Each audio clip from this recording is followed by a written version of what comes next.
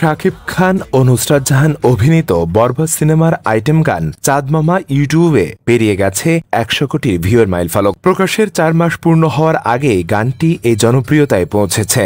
গানটির কথা, সুর ও সঙ্গীত আয়োজন করেছেন প্রীতম হাসান, কণ্ঠ দিয়েছেন প্রীতম নিজে এবং তার সাথে কণ্ঠ দিয়েছে দোলা রহমান। গানটি পরিচালনা করেছেন মেহেদী হাসান। চাঁদ মামা গানটি দুটি ইউটিউব চ্যানেলে প্রকাশ করা হয়, যার একটিতে ভিউ দাঁড়িয়েছে ৫,৮৫,০০,০০০-এর বেশি, অন্যটিতে ৪,৫৮,০০,০০০-এর বেশি ভিউ। মোট ভিউ সংখ্যা ছাড়িয়েছে ১০ কোটির বেশি। মন্তব্য পড়েছে ৩৩,০০০-এর বেশি, যেখানে গানটির কথা, সুর, নাচ এবং ভিজুয়াল প্রসঙ্গে দর্শকরা প্রশংসা করেছেন। ১০ কোটির মাইলফলক উপলক্ষে অভিনেত্রী নুসরাত জাহান তার ফেসবুকে চাঁদ মামা গানের তালে নিজের নাচের একটি ভিডিও প্রকাশ করেছে। এতে ভক্তরা শুভেচ্ছা দিচ্ছেন।